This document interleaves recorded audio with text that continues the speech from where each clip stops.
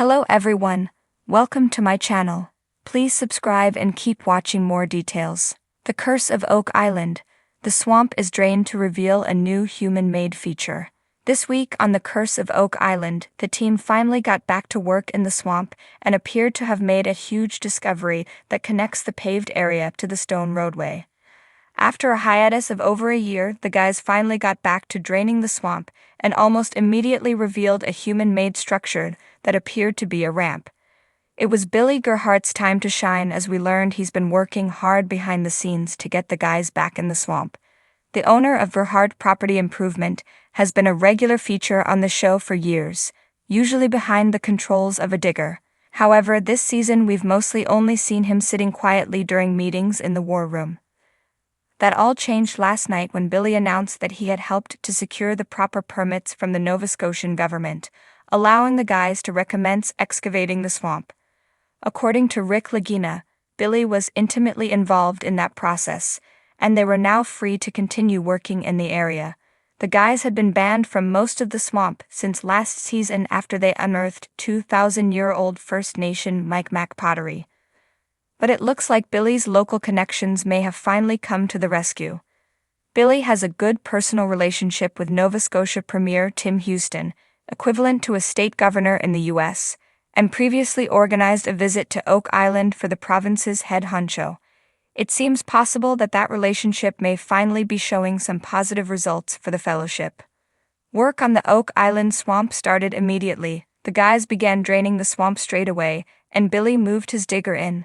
Geophysicist Jeremy Church and his colleagues from Panther Geoscience had previously used a magnetometer scanner to collect data on metallic objects in the swamp. They then identified a number of key objects buried about 3 feet under the surface. The largest and most promising-looking reading was in an area that was difficult to access. Even a drained swamp can be very wet with parts difficult to access with heavy machinery, so the guys decided to aim for another spot by the paved area. This paved area was first discovered in 2017 and has been dated by Ian Spooner to be up to 800 years old. Paved area appears to be linked to the stone roadway by a ramp. The guys haven't found any metal objects yet, but they did come across more cobblestones, which led them to believe they'd found a ramp connecting the paved area with the stone roadway. This could be huge, as it means the two features may have been built for the same purpose. It also indicates a growing road network hidden under the swamp.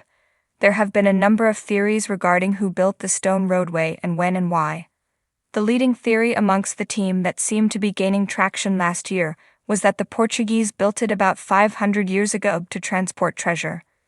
The episode stopped before we learned any more, but viewers can expect the number of archaeologists on the show to increase again as the guys try to figure out what's going on. The air was thick with anticipation as the Oak Island team gathered around the swamp, now eerily dry after weeks of careful drainage. For years, the swamp had been a tantalizing enigma, hiding its secrets beneath a murky blanket of brackish water. But now, with the sun glaring down on its cracked surface, the swamp was ready to reveal whatever it had concealed for centuries. The team, seasoned treasure hunters and historians, stood silently, their boots sinking into the soft, drying earth. Each of them could feel it in their bones. This moment might change everything. Rick and Marty Lagina exchanged glances, a mixture of excitement and apprehension in their eyes. They had been chasing the mystery of Oak Island for years, and every discovery had only deepened their obsession. Theories had been spun and debunked, artifacts unearthed, and tunnels explored, but the heart of the island's riddle had remained elusive. Until now. As the sun climbed higher in the sky, the team's heavy machinery roared to life. Excavators scooped away the remaining sludge, revealing the swamp's true shape, a perfect oval. It wasn't natural. The thought raced through everyone's minds. Rick's voice, usually steady and calm, trembled slightly as he spoke. This is something human-made. It has to be. The swamp had long been thought to hold key clues to the treasure, or at the very least, to the people who had once worked so hard to hide something on the island. But an oval shape? It was too deliberate to be coincidence. They continued to dig, and slowly, as layers of silt and muck were peeled away, the contours of a structure began to emerge. The outlines of wooden beams, weathered and ancient, protruded from the swamp floor, as if reaching out from the past. It wasn't just a random scattering of timbers, it was organized, purposeful. Marty crouched beside one of the beams, his hands running over the rough wood. "This is old," he muttered, "older than anything we've seen before." Beside him, archaeologist Laird Niven nodded in agreement. "This woodwork is precise, carefully placed. It's not a dock or a simple platform. It's part of something bigger." The excitement was palpable.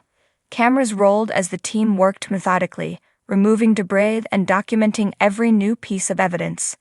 They were careful, knowing that each beam, each plank, could hold the key to unraveling the island's greatest mystery. Soon, more of the structure was exposed, a framework of beams set into the earth, forming a strange grid-like pattern. It was unlike anything they had seen on the island before. Gary Drayton, the metal detecting expert, swung his detector over the exposed wood, his face tense with concentration. After a few passes, the detector let out a sharp signal. "Bingo," Gary exclaimed, grinning as he marked the spot. "There's something metal down there." Excitement surged through the group as they hurried to uncover the new find. With careful hands, they removed the dirt around the signal, and soon the dull gleam of metal appeared, a rusted iron object lodged deep within the structure. It was shaped like a bolt, but larger than anything used in recent times. Its design was archaic, ancient even. As Jack Begley pulled the piece free, he examined it closely, his brow furrowed in thought. "This looks like something from a ship," he said slowly, "but not just any ship, an old one. We're talking centuries." A silence fell over the group as the implications of the discovery sank in. If this bolt had come from a ship, what was it doing buried deep within the swamp? Was it possible that part of a ship had been deliberately placed here, or was the swamp itself once connected to the sea, a hidden harbor long forgotten by history? Rick's mind raced with possibilities. Could this be from one of the fabled treasure ships? He mused aloud. A galleon, maybe, or even something older. Theories swirled among the team as they continued to excavate.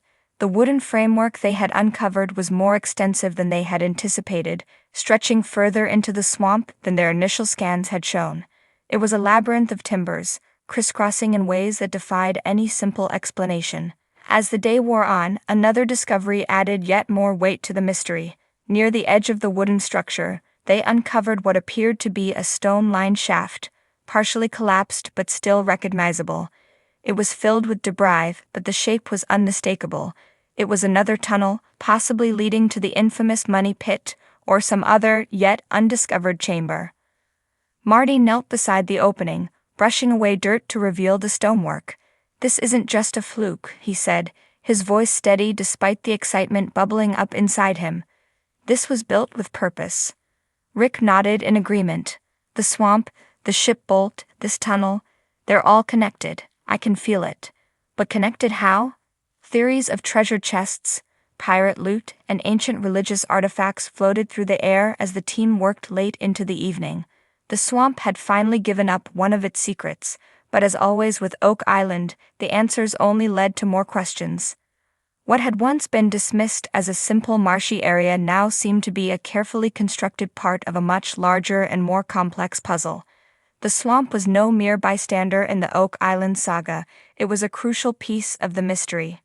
As the sun dipped below the horizon, casting long shadows over the newly exposed structure, the team stood in awe of what they had uncovered.